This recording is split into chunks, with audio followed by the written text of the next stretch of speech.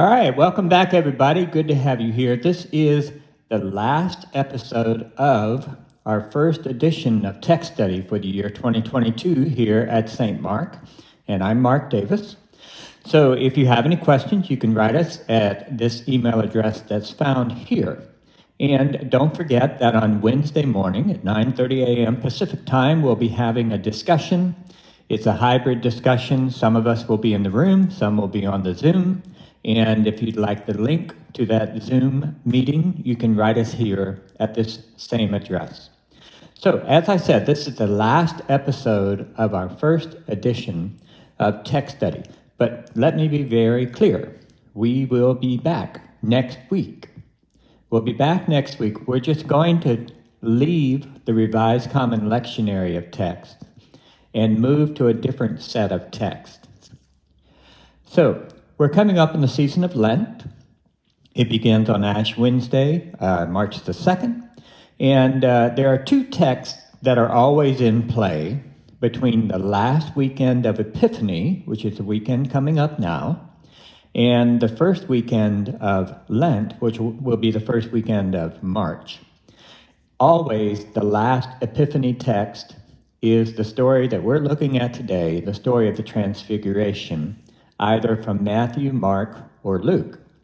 And likewise, the first weekend of Lent is always the temptation story.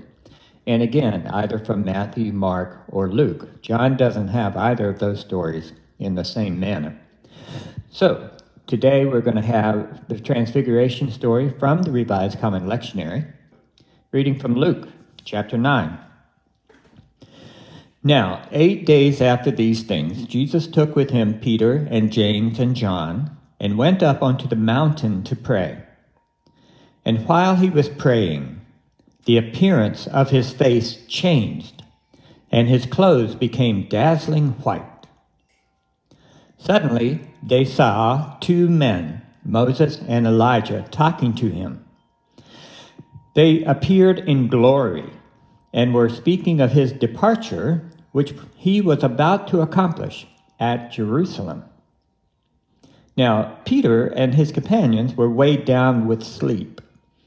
But since they had stayed awake, they saw his glory and the two men who stood with him. Just as they were leaving him, Peter said to Jesus, "Master, it is good for us to be here.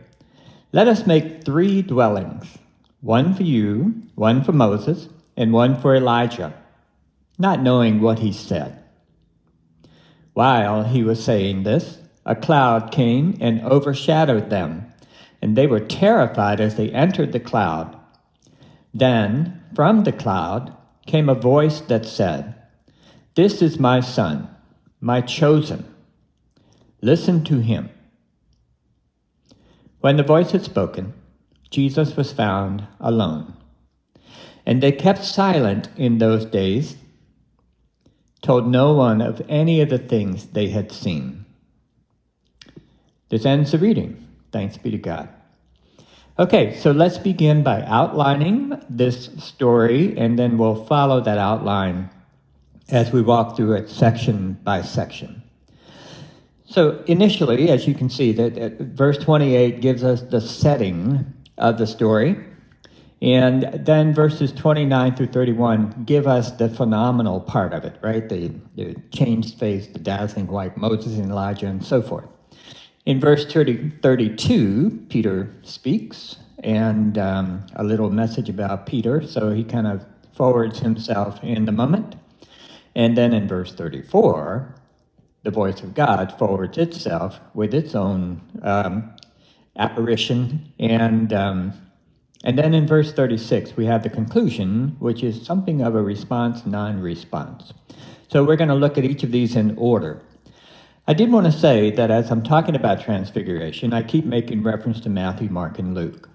There is not a Transfiguration story per se in John's Gospel, but in the book called Transfiguration, Dorothy Lee argues that in many ways the entire Gospel of John is something of a transfiguration story. Remember John 1:14, the Word became flesh and we beheld his glory. You might remember that John doesn't use the word miracles like the synoptic gospels do. He uses the word signs. So these are signs of Jesus. Again, epiphanic in some respect.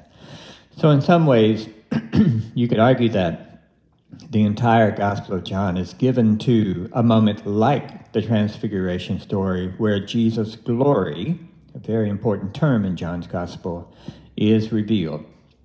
We'll save that for some other time, but I think it's kind of interesting. Okay, so let's start with the setting.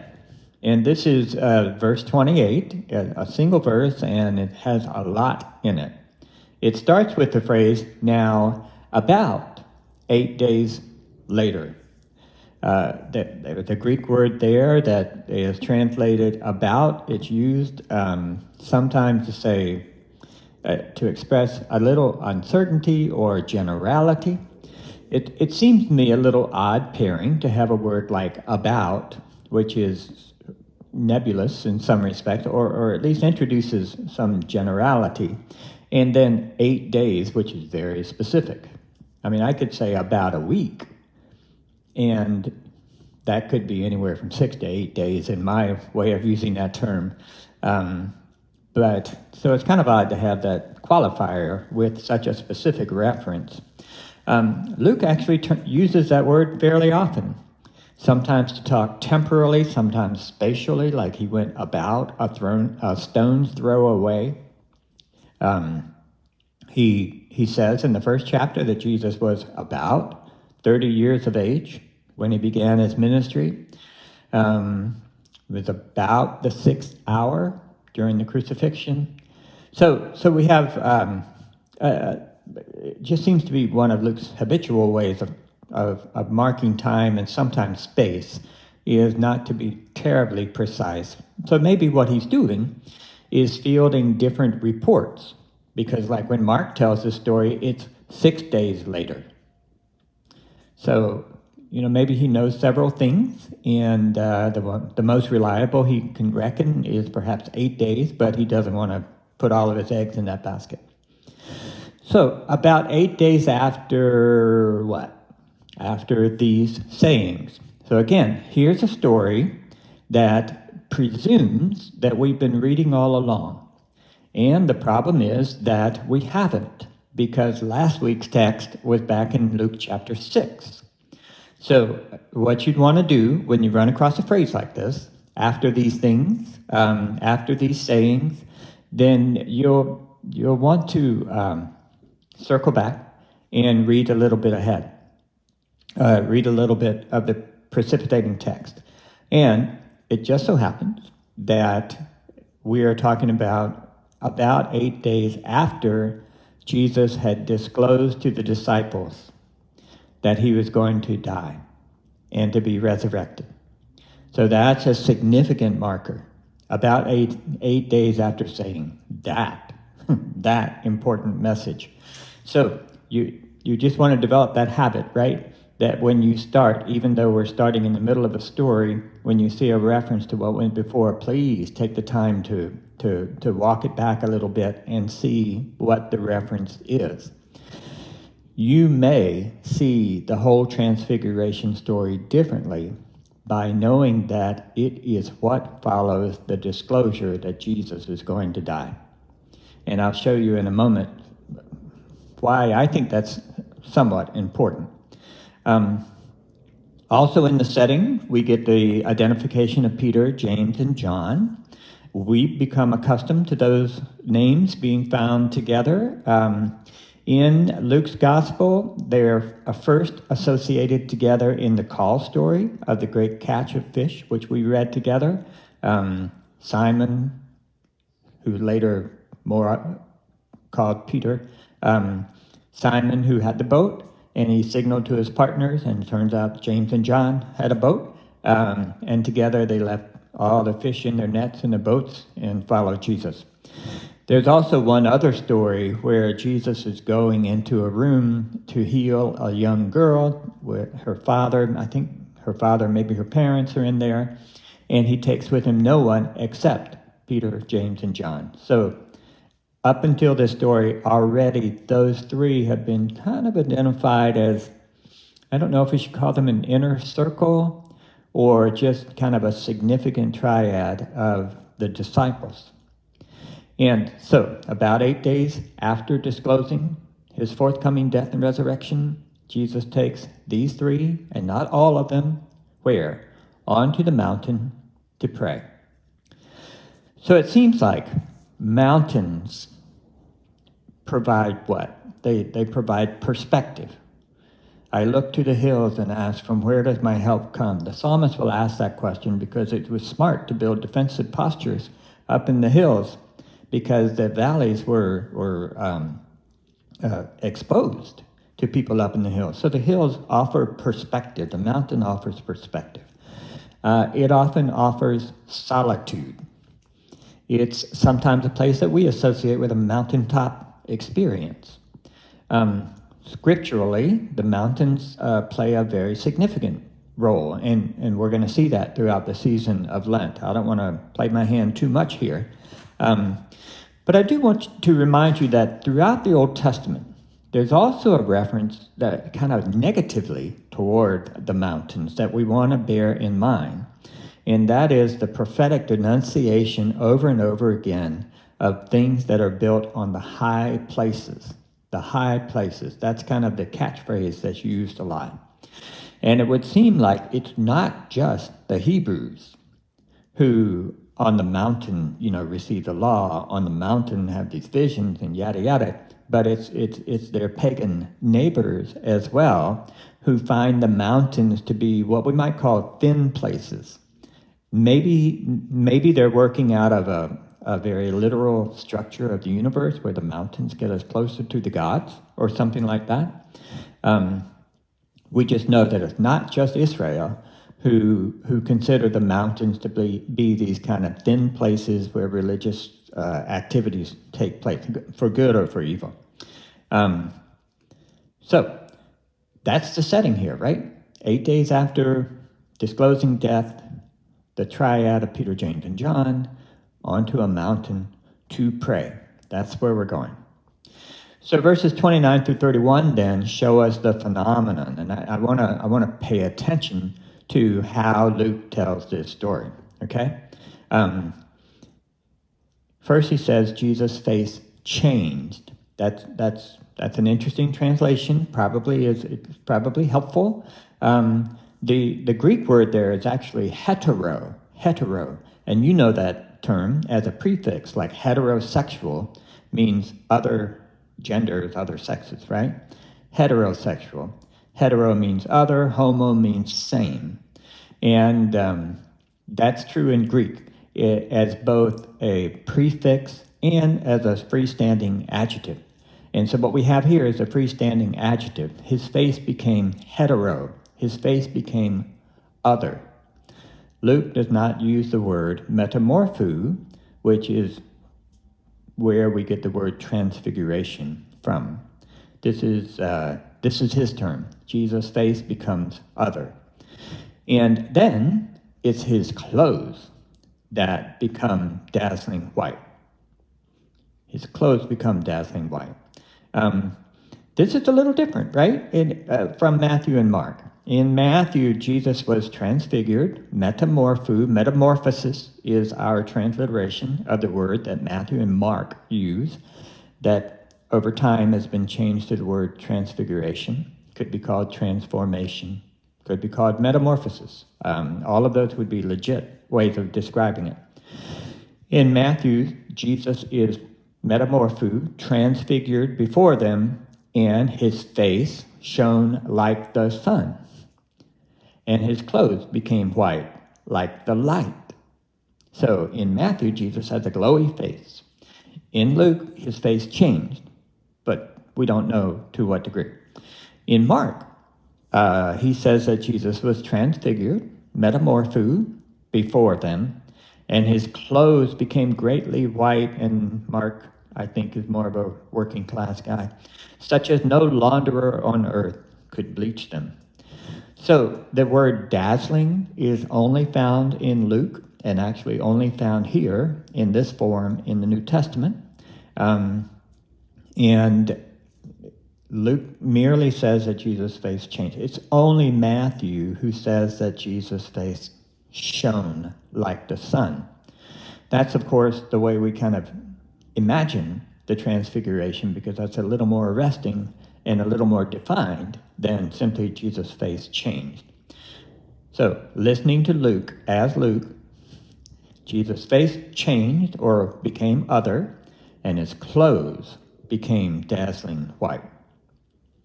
And then, of course, part of the phenomenon is that Moses and Elijah appear.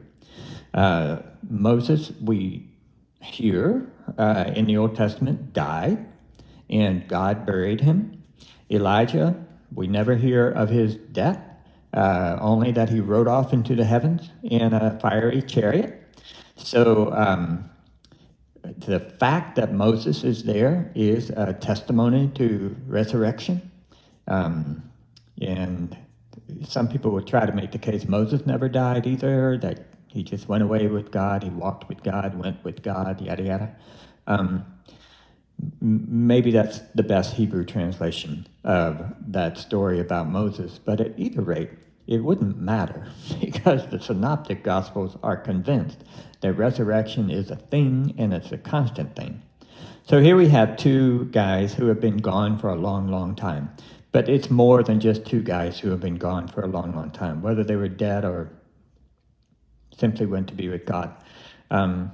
Moses, of course, is the lawgiver.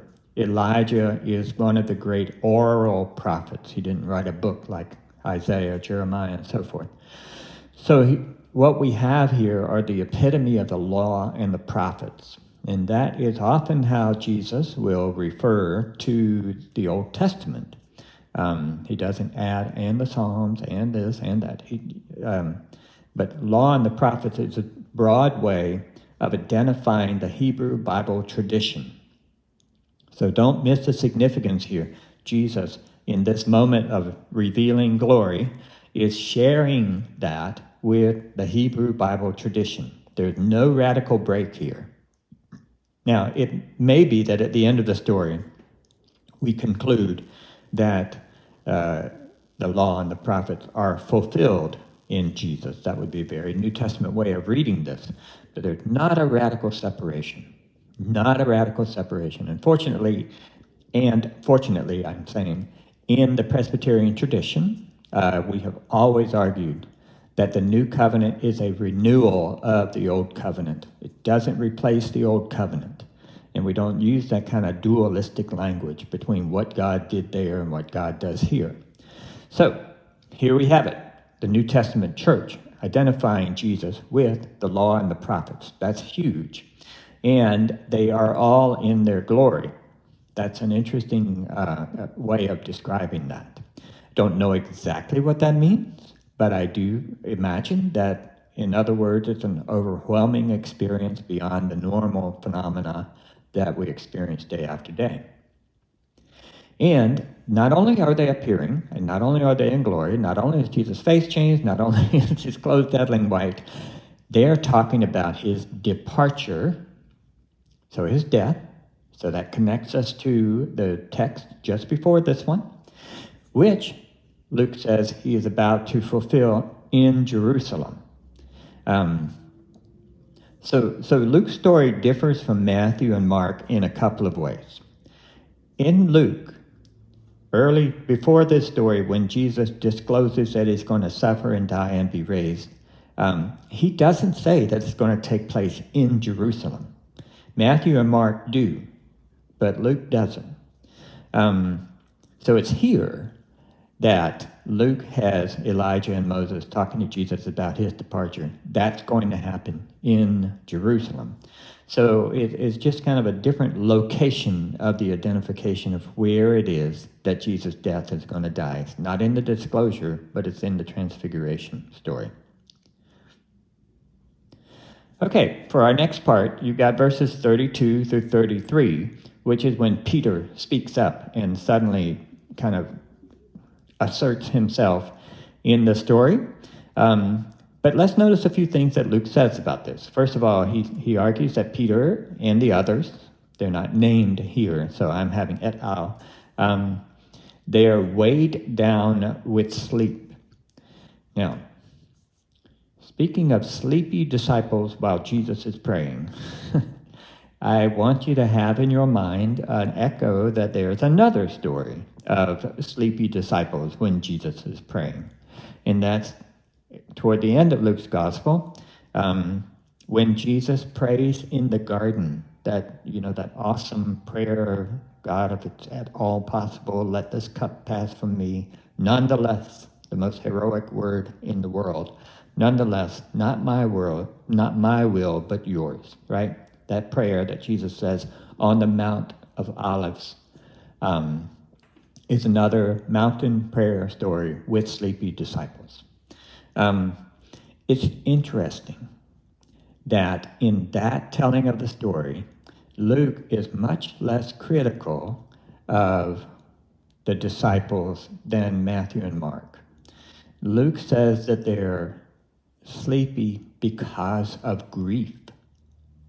Kind of gives them an out. And Jesus is, his response to them is less harsh. It's not completely happy, but it is less harsh in Luke's gospel than in Matthew and Mark. And I think that points to a habit that Luke is less critical of the disciples than Matthew and Mark, especially Mark. I think I buy the argument that Mark feels like the disciples essentially failed by the way that he ends his gospel. Luke does not feel that way, especially if you think that Luke also wrote Acts, where the disciples become virtually the empowered presence of Christ on the earth through the Spirit. So they're weighed down with sleep here. This is what happens when Jesus prays. But it also gives us a sense that maybe this prayer was really long. We've gone from one verse to the next, but just imagine if this is an hour-long prayer. Jesus has just disclosed that he's going to die, and he's got a lot to talk to God about, right? So he's praying, and they're getting sleepy. Let's not imagine the crispness of the text means that this all happened very quickly. And then there's the phrase, since they stayed awake. Yeah, this is a judgment call in terms of translation. There's a participle there. It's long. I'm not going to try to pronounce it for you.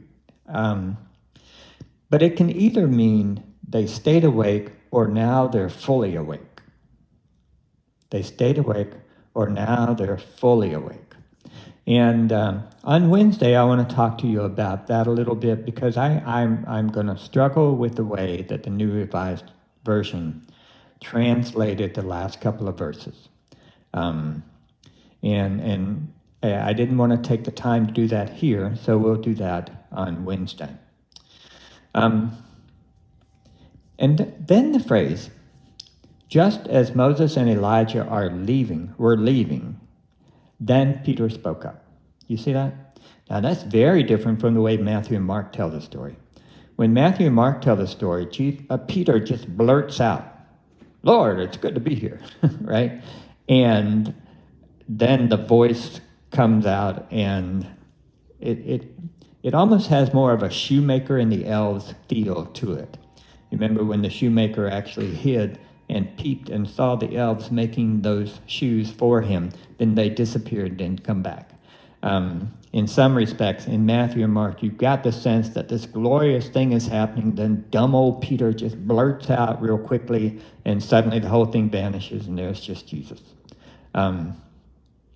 In Luke, he changes it slightly, or he presents it slightly differently, in that it's not Peter's blurting out that causes Elijah and Moses to leave, we don't think. But it says just as they were leaving, he blurted out. Again, a little friendlier toward Peter, although recognizing that he was speaking out of ignorance, but not quite as harsh. And then Peter, what he blurts out is, we want to make 3 dwellings, 3 tents. The Greek word is skenai. And And that's an interesting word throughout the scriptures. It's kind of the Greek version of the word in the Old Testament that refers to the tabernacle, which was a movable representation of God's presence until they were able to actually build a temple. So it was the tent of meeting. It's the word that's translated booth sometimes. So it's the word we hear in the festival of Shavuot, which is the festival of booths. And it really, dwellings is a nice neutral way of translating that, because it just means basically anything under a shelter. Anything under a shelter. Could be a tent, could be a bunch of palm leaves, on top of a couple of ribs there, something like that. So it's any kind of sheltering place. It sometimes is used to refer to the heavens as being kind of the shelter over the earth. So it's an interesting term. And Peter wants to make 3 of them. So let's not take it out of the context. We're in a high place where you build grottos and you build monuments and you build holy sites. And both pagans and Jews, and now Christians, were doing that. And so Peter is kind of speaking out of a religious voice here that's not particular to his religion. This is what you do on a mountain when you have a vision. You mark it somehow or another. And that seems to be what he's trying to do. Whether he's trying to hang on to the moment rather than go to Jerusalem and all that, I don't know. The story doesn't give us that. But this term is very rich. And that's Peter. And then we hear God's voice. And again, there's a lot of accoutrement with that voice that make it significant. It comes out of a cloud, and they're terrified. So it's a terrifying cloud. And it says, "This is my son, the chosen." This is different from Matthew and Mark, which say, "This is my son, the beloved." And actually, if you read the King James Version of this story in Luke, it's going to say, "My son, the beloved." So will other older translations, like the Young Literal Translation. And that's because the text to which they had access then were good texts, old texts, but since that time, we've discovered more texts that are even older. And it looks like, along the lines, some scribe, whether intentionally trying to fix the text or not thinkingly just kind of saying what we all assume comes next, some scribe had changed this from "my son, my chosen" to "my son, the beloved." That's the phrase God speaks out of the heavens in the baptism story in Luke. But it's not what is said here. So there's a little scribal error that accounts for the fact that the King James Bible says "my beloved," but newer translations reliant on older Greek texts say "my chosen." And then, of course, here's the command: listen to him. Listen to him. One thing we're going to discuss on Wednesday is, where's the epiphany here? I want to make an argument. There are perhaps 3 different places that we could say, this is the epiphany of this epiphany story. Now, Luke doesn't have to answer that question for us, because that's our question, not his. But we'll spend a little time with that on Wednesday. And so finally, there's the response, or what I'm calling the perhaps non-response. And after the voice is done, Jesus was found alone. That may sound like a letdown, but I don't think it should be. Jesus. This is the son, the chosen one. So what else do you need, right? That's the first thing we hear. And then the second thing, again, this is a little different in Luke than it is in Matthew and Mark, is that Peter, James, and John kept silent in those days and told no one. You may remember that in Matthew and Mark, as they're going down from the mountain, Jesus tells them, commands them, tell no one. Tell no one. This is part of what we often call, erroneously, I think, the Messianic secret in Mark's Gospel, where Jesus tells him not to say anything until after the resurrection. So Luke doesn't have any reference to the resurrection, but he does say they kept silent in those days. So somewhere along the line, they had to say something. So there's not a response immediately. All right, that's all we have time for today, but I do want to end by saying thank you. Thank you for tuning in week after week. Thank you for those who have joined us on Wednesday, whether live, in the room, in the Zoom, or watching it later. I dearly love to hear from you, so if you have anything to say, bring it forward.